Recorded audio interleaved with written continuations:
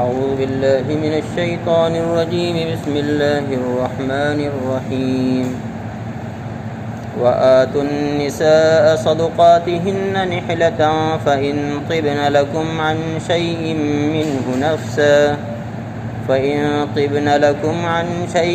منه نفسا فكلوه هنيئا مريئا. صدق اللہ العظیم.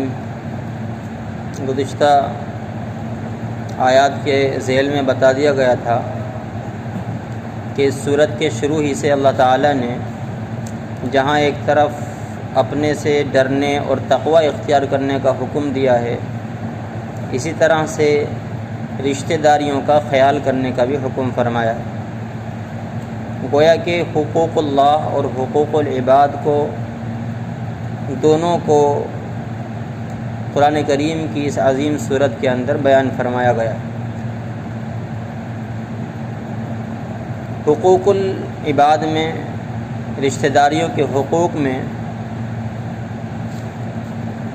اس کے ذیل میں نکاح کے سلسلے میں بات آئی تھی کہ یتیم بچیوں کا اگر ان کے نگراں، ان کے ولی، ان کے دیکھ ریکھ کرنے والے نکاح کرنا چاہیں تو بہت احتیاط کے ساتھ نکاح کریں.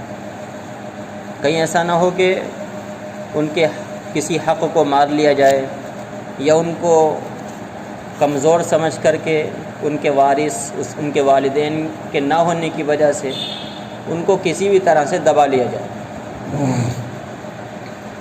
اور یہ بھی کہہ دیا گیا تھا کہ اگر اس بات کا خطرہ ہو کہ تم ان سے نکاح کرنے چاہتے ہو اور نکاح تمہارے ان سے کرنے میں کوئی حق دبنے کا اندیشہ ہو یا پھر وہ مجبوراً زبردستی آپ کے کہنے پر آپ کے نکاح میں آنے پر مجبور ہوں، تو ایسی صورت میں بھی ان سے نکاح نہ کریں، بلکہ ان کا نکاح ان کی مرضی کے مطابق ان کی خوشی سے کریں اور آپ اپنا نکاح کسی دوسری لڑکیوں سے کر لیں.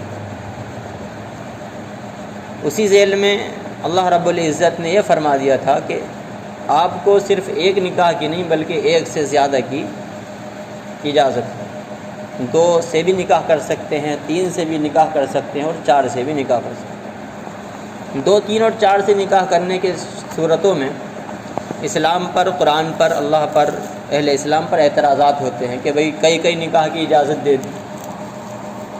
حالانکہ حقیقت اس سے الٹی ہے. اگر ہم تاریخ کا جائزہ لیں گے، دیکھیں گے، حقیقت اس کے برخلاف. جب اسلام دنیا کے اندر آیا، رسول اللہ صلی اللہ علیہ وسلم آئے، قرآن آیا، تو اس وقت ماحول کے اندر، زمانہ جاہلیت کے اندر لا تعداد، جس کو کہتے ہیں ان لمیٹیڈ نکاحوں کا ماحول تھا. ہر شخص لا تعداد نکاح کرتا تھا. تو ایک برائی تو یہ تھی کہ بے تعداد نکاح کرنے کا ماحول تھا.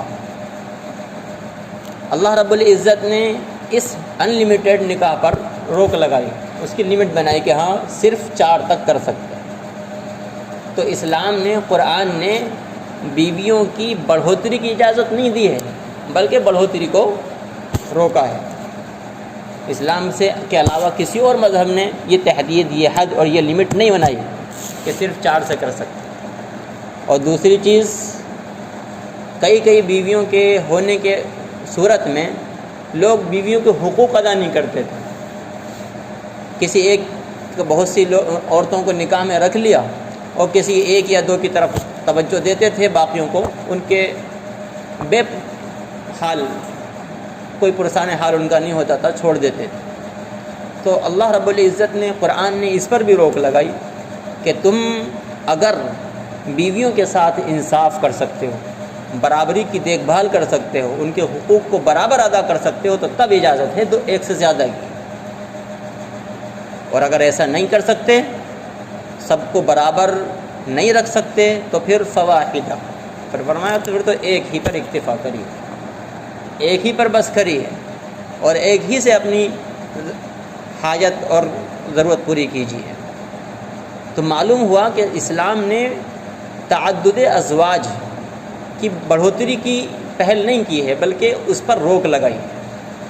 اور یہ بھی معلوم ہو چکا ہے کہ صرف اسلام کے اندر کئی بیویوں کی اجازت نہیں، بلکہ دوسرے مذاہب کے اندر دیکھیں گے تو وہاں بھی کئی بیویوں کی اجازت ہے۔ خود ہندو دھرم کے جو پیشوا ہیں، رام جی ہیں، کرشن جی ہیں، ان کی بیویوں کی طرف نظر ڈالیں گے تو ایک کے پاس سینکڑوں بیویاں تھیں۔ کرشن جی کے پاس سینکڑوں بیویاں تھیں، رام کے والد کے پاس کئی ایک بیویاں تھیں۔ اور پھر جو اعتراض نبی اکرم صلی اللہ علیہ وسلم کی صرف ایک بیوی کو لے کر ہوتا ہے کہ کم عمری میں نکاح کیا، تو یہ نکاح بھی کسی نفسانی خواہش سے، کسی عیب کے طور پر نہیں ہوا تھا، بلکہ اس ماحول کے اندر ہوا تھا کہ جو ماحول چھوٹی عمر کے اندر نکاح کرنے کی اجازت دیتا تھا۔ اور پھر بہت سے علمی اور فقہی اور دینی ضرورتوں کی وجہ سے حضرت عائشہ رضی اللہ تعالیٰ عنہ سے نکاح ہوا۔ اور اگر دیکھا جائے گا تو دوسرے جو دین کے پیشوا ہیں، ہندو دھرم کے پیشوا ہیں، ان کے پاس بھی کئی چھوٹی عمر کی بچیاں نکاح میں رہی ہیں۔ تو اس پر اعتراض کرنا نبی اکرم صلی اللہ علیہ وسلم کو لے کر کے اور اپنے تاریخ سے ان دوسرے مذہب والوں کا آنکھیں بند کر لینا ایک بڑی جہالت کی، بے وقوفی کی اور انتہا پسندی کی بات ہے، جو اسلام دشمنی ان کے دلوں کے اندر پنپتی ہے اس کا ایک اثر ہوتا ہے۔ تو بہرحال اللہ رب العزت نے قرآن کریم کی آیات میں نکاحوں کی ایک سے زیادہ اجازت دی ہے، اور پھر یہ بھی فرما دیا ہے کہ ان میں انصاف کرنا ضروری ہے۔ انصاف نہیں کر سکتے تو پھر ایک ہی پر اکتفا کیجیے۔ تو پچھلی آیات میں گویا کہ اللہ رب العزت نے بیویوں کے، عورتوں کے حقوق کی ایک یہ قسم بیان کی تھی کہ ان کے حقوق کو ادا کرنا ضروری ہے۔ اگر حقوق ادا نہیں ہو رہے ہیں تو ایک پر اکتفا کریں۔ یہاں پر عورتوں کے ایک دوسرے حق کو بیان کیا جا رہا ہے۔ جو آیت آج آپ کے سامنے تلاوت کی ہے، اس میں اللہ رب العزت نے عورتوں کے، بیویوں کے ایک دوسرے حقوں کو بیان فرمایا ہے، جس کو حق کے مہر کہتے ہیں، مہر ادا کرنا۔ قرآن کریم کی اس آیت میں اللہ رب العزت نے صاف طور سے فرما دیا وَآتُوا النِّسَاءَ صَدُقَاتِهِنَّ کہ اے لوگوں اپنی بیویوں کے مہروں کو پورا ادا کر دو۔ زمانے جاہلیت کے اندر بیویوں کے مہر کے تعلق سے کئی خرابیاں تھیں۔ ان میں ایک خرابی یہ تھی کہ وہ بیویوں کو مہر نہیں دیا کرتے تھے۔ مہر بنتے تھے، ہوتے بھی تھے، لیکن اکثر و بیشتر ایسا ہوتا تھا کہ لڑکیوں کے، عورتوں کے جو مہر ان کو دینے تھے وہ ان کو نہ دے کر کے لڑکیوں کے والد کو دے دیے جاتے تھے، لڑکیوں کے ولی کو دے دیے جاتے تھے، جس پر وہ قبضہ کر لیتے تھے، لڑکی کو، عورت کو نہیں ملتا۔ تو یہاں پر اللہ رب العزت نے اسی کی روک لگانے کا حکم فرمایا کہ وَآتُوا النِّسَاءَ صَدُقَاتِهِنَّ کہ تم عورتوں کو ان کا مہر پہنچاؤ۔ یہاں دونوں مخاطب ہیں، شوہر بھی مخاطب ہے کہ شوہر کی ذمہ داری یہ ہے کہ وہ عورت کا مہر عورت کو دے، اور اسی طرح سے اس عورت کے وہ لوگ بھی اس کے مخاطب ہیں کہ جو لوگ اپنی بچیوں کا مہر اپنے قبضے میں کر لیتے ہیں۔ ان کو خطاب ہے، ان کو حکم ہے کہ تم لوگ جو اپنے بچیوں کے مہر پر قبضہ کیے ہوئے ہو وہ مہر بچیوں کو لوٹائیے، ان کو ان کا حق پہنچائیے۔ وَآتُوا النِّسَاءَ صَدُقَاتِهِنَّ۔ دوسری جو برائی تھی مہر کے تعلق سے وہ یہ تھی کہ مہر کو لوگ بوجھ سمجھ کے دیتے تھے، ایک اپنے اوپر تاوان سا سمجھتے تھے۔ لوگ مہر کے دینے میں اپنے آپ کو ایسا سمجھتے تھے کہ ہم پر ظلم کیا جا رہا ہے، زیادتی کی جا رہی ہے، بلا وجہ عورتوں کو دیا جا رہا ہے۔ تو اللہ رب العزت نے آگے فرمایا اس کے لیے نحلتن وآتوا النساء صدقاتهن نحلتن۔ نحلہ کا لفظ آتا ہے کسی چیز کو خوشی سے دینے، کوئی چیز کسی کو خوشی کے ساتھ دی جا رہی ہے تو اس کے لیے نحلہ کا لفظ آتا ہے۔ اللہ تعالیٰ فرماتے ہیں کہ نحلتن، نحلہ یعنی خوشی سے آپ اپنی بیویوں کا مہر دیجئے، اس کو بوجھ، ظلم، زیادتی یا اپنے اوپر تاوان نہ سمجھیے، کیونکہ یہ حق واجب ہے۔ تمہیں سامنے والے نے اپنی بیٹی دے دی ہے اور بیٹی نے اپنا سب کچھ تمہارے سامنے پیش کر دیا ہے، اپنا گھر بار چھوڑ کر کے پوری کی پوری تمہارے ماتحت آ گئی ہے، تو تمہاری ذمہ داری یہ بنتی ہے کہ ان کا حق واجب جو حق مہر بنتا ہے وہ اس کو دیا جائے اور بخوشی دیا جائے، خوشی خوشی دیا جائے۔ تیسری خرابی جو مہر کے تعلق سے زمانہ جاہلیت میں تھی وہ یہ تھی کہ لوگ مہر تو بنوا لیتے تھے اور نام اور نمود کے لیے، اپنے بڑائی کے لیے، اپنے شہرت کے لیے زیادہ سے زیادہ مہر بنوا لیا کرتے تھے. جیسے کہ آج کل ماحول ہے کہ مہر تو زیادہ سے زیادہ بنوا لیتے ہیں اور جب دینے کا موقع آتا ہے تو نہ وقت پر دیتے ہیں اور پھر ادھار ہو کر کے وہ ختم ہی ہو جاتا ہے. زیادہ سے زیادہ کیا کریں گے؟ بیوی سے کہہ کر کے معاف کروا لیں گے کہ اے بیوی نے معاف کر دو. اللہ تعالیٰ نے آگے فرمایا فَإِن طِبْنَ لَكُمْ عَنْ شَيْءٍ مِّنْهُ نَفْسًا فَكُلُوهُ هَنِيئًا مَرِيئًا. تم کو تمہاری بیویوں کے مہر کو استعمال کرنے کی، ان کو کھانے کی اس وقت اجازت ہے جب بیویاں اپنی خوشی سے تم کو تمہارا اپنا مہر واپس کر دیں، دے دیں یا معاف کر دیں. تو زبردستی ان سے معاف کروانا یا ان کو مجبور کرنا یا ان پر ظلم و زیادتی کرنا یا کسی بھی طرح کا دباؤ بنانا اور اسے معاف کروانا یہ کسی بھی طرح سے جائز نہیں ہے.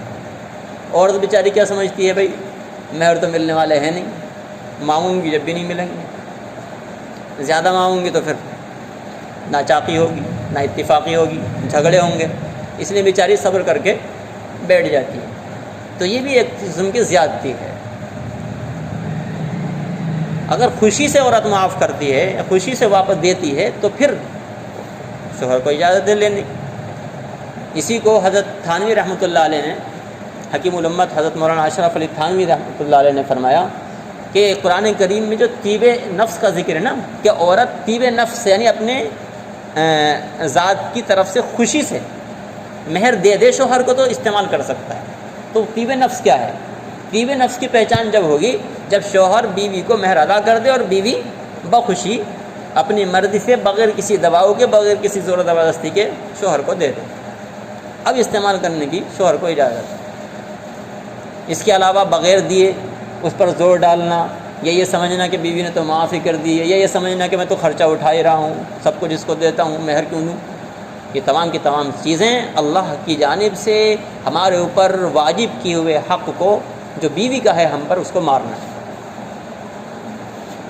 تو اللہ رب العزت نے فرمایا فَإِن طِبْنَ لَكُمْ عَنْ شَيْءٍ مِّنْهُ نَفْسًا فَكُلُوهُ هَنِيئًا مَرِيئًا. اگر بخوشی تم کو وہ اپنے ذات کی طرف سے اپنے دل کی خوشی سے دے دیں تو فَكُلُوهُ هَنِيئًا مَرِيئًا، پھر تم اس کو اپنی خوشگواری کے ساتھ استعمال کر سکتے ہو. یہاں پر اللہ رب العزت نے ہنیئًا مریئًا کا لفظ استعمال فرمایا. ہنیئًا کے معنی آتے ہیں ایسی چیز کے کہ جو بغیر کسی مشقت کے، بغیر کسی تکلیف کے، بغیر کسی دقت اور مصیبت کے اٹھائے ہوئے حاصل ہو جائے، کوئی انعام مل جائے کہیں سے، ہے نا. تو اللہ رب العزت نے یہاں پر اس کو استعمال فرمایا کہ اگر عورت بخوشی اپنا مہر معاف کر دے یا ملنے کے بعد واپس کر دے تو پھر وہ تمہارے لیے ایسا مال ہے جو خوشگواری کے ساتھ تم کو ملا ہے، تمہیں ایک تحفے کے طور پر ملا ہے جو تم کو بغیر کسی مشقت کے حاصل ہو گیا ہے. تو ہنیئن کا لفظ آتا ہے خوشگواری ایسی چیز کے لیے جو بغیر کسی مشقت کے ملی ہو. حضرت تھانوی رحمۃ اللہ نے اس کا ترجمہ خوشگواری کیا ہے. بہت سی چیزوں کے اندر اس کا استعمال کیا جاتا ہے، کھانے کے اندر کہ ایسا کھانا کھایا جو ہنیئن، طعامن ہنیئن، ایسا کھانا کھایا جو خوشگوار تھا، بغیر کسی مشقت کے حاصل بھی ہو گیا اور وہ بہت آسانی کے ساتھ کھایا بھی گیا اور آسانی کے ساتھ ہضم بھی ہو گیا. ایسے کھانے کو ہنیئن بول سکتے ہیں. بارش کی جو دعا ہے اس کے اندر بھی ہنیئن کا لفظ آتا ہے، اللہم اسقنا غیثا مغیثا ہنیئا مریئا، یہاں لفظ بھی استعمال ہوتا ہے. تو یہاں پر بھی خوشگوار کے معنی ہے کہ ایسی بارش کے جو کسی بھی تکلیف سے محفوظ ہو، اس کے اندر کوئی پریشانی نہ ہو، آسانی کے ساتھ ہو، خوشگوار ہو اور ماحول کو اچھا کرنے والی ہو، نقصان سے، پریشانیوں سے محفوظ ہو. تو ایسی بارش خوشگوار بارش، اس کے لیے بھی ہنیئن کا مریئن کا لفظ استعمال ہوتا ہے. تو یہ دونوں ایک جیسے معنی کے اندر استعمال ہوتے ہیں اور ان کو اللہ رب العزت نے یہاں پر صفت کے طور پر ذکر فرمایا ہے کہ ایسے طور پر کہ جو آسانی کے ساتھ، خوشگواری کے ساتھ ملنے والا ہو. تو اللہ رب العزت نے یہاں پر عورتوں کے مہر کا حق ادا کرنے کے لیے یہاں پر 3 چیزیں ذکر فرمائیں. ایک تو مہر ان کا ادا کر دینا چاہیے، دوسری چیز خوشی سے ادا کرنا چاہیے، تیسری چیز اس کو زبردستی معاف نہیں کرانا چاہیے. یہ نہ سمجھنا چاہیے کہ بھئی معاف ہو گیا ہے، یا یہ سمجھنا کہ ٹالتے رہنا، بالکل ٹال دینا یہاں تک کہ اپنی موت ہی آ گئی، تو یہ بھی ایک ظلم اور زیادتی ہے، اپنے اوپر قرضہ لے کر جانا ہے، گویا کہ اپنے اوپر قرضہ ہے۔ اگر بیوی کا حق ادا نہیں کیا ہے تو پھر وہ اپنے قرضے میں، میراث کے اندر قرضے میں سے نکلے گا وہ۔ تو عورتوں کے تعلق سے یہ چیز ہمارے ذہن میں آتی ہے کہ بھئی عورت نے کہہ دیا، زبردستی اس نے بیچاری نے کہہ دیا، وہ معاف ہو گیا۔ یہی اسی طرح کا ایک مسئلہ میراث کے تعلق، میراث کے اندر آتا ہے۔ باپ کا انتقال ہو گیا، بھائیوں نے باپ کا بچا ہوا مال تقسیم کر لیا۔ بہن نے بیچاری نے کیا کہا؟ بہن سے پوچھا، بہن تجھے چاہیے؟ اس نے کہہ دیا مجھے تو نہیں چاہیے۔ چاہے نہ چاہے وہ کہتی ہے، کیوں کہے گی؟ ملے گا تو پھر بھی نہیں، اور اگر مل بھی گیا تو پوری زندگی کا رشتہ ختم، یہ ڈر رہتا ہے نا۔ اور کہہ دیتے ہیں بہت سے لوگ کہ اگر تو نے حصہ لیا تو ہمارے سے لینا دینا ختم۔ کتنی ظلم و زیادتی! تو بیٹی بہن بیچاری مجبور ہو کر کے اس کو معاف کر دیتی، تو یہ معاف کرنا نہیں ہے، یہ اس کے حق کو مارنا ہے۔ اگر باپ کا انتقال ہو گیا ہے، بھائیوں کے اندر میراث تقسیم ہونی ہے، تو بہنوں کا حق آگے رکھیے اور ان سے معاف کرنے کی نہ کہیے، نہ وہ معاف کریں، تو جب ان کی معافی کو مانیے بھی مت، کیونکہ وہ معاف کرنا نہیں ہوتا ہے، وہ بہت سی مجبوریوں کو سامنے رکھ کر بیچاری کہہ دیتی ہے۔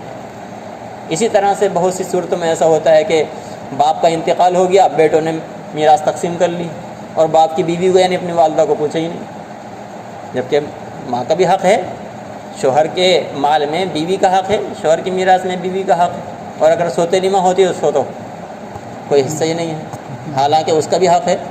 یہ چیزیں تفصیل کی ہیں، کتنا کس کا ہے، جس کا جو مسئلہ ہو معلوم کر لیں۔ تو بہرحال سب چیزوں کو دیکھ کر کے کسی سے یہ سمجھنا کہ اس نے معاف کر دیا ہے یا اس کی طرف سے معافی ہو گئی ہے، تو ایسے معاف نہیں ہوتا ہے، چاہے وہ بیوی کا مہر ہو، چاہے وہ باپ کی چھوڑی ہوئی جائیداد میں سے بہنوں کا حق ہو۔ اللہ رب العزت ہم سب کو تمام حقوق ادا کرنے کی توفیق عطا فرمائے۔ ترجمہ دیکھ لیں آیت 1 کی، وَآتُوا النِّسَاءَ صَدُقَاتِهِنَّ نِحْلَةً، کہ اے لوگوں عورتوں کا یعنی بیویوں کا صدقاتہن، ان کا مہر خوشی کے ساتھ ان کو ادا کریے۔ فَإِن طِبْنَ لَكُمْ، اور اگر وہ بخوشی تم کو دے دیں، عَنْ شَيْءٍ مِّنْهُ، اپنے مہر میں سے کچھ، نفساً اپنے نفس کی خوشی سے، تو فَكُلُوهُ هَنِيئًا مَرِيئًا، تو تم اس کو خوشگوار مال کے اعتبار سے اس کو حاصل کر سکتے ہو، کھا سکتے ہو، لیکن اس کی پہچان یہی بتائی گئی کہ ان کو دے دیا جائے، وہ خوشی سے دیں، تو جب یہ ہے کہ ہاں انہوں نے اپنی خوشی سے معاف کرا ہے، ورنہ تو یوں تو مجبوراً عورت کے ہی دیتی۔ اللہ تعالیٰ عمل کی توفیق عطا فرمائے۔ سبحان اللہ۔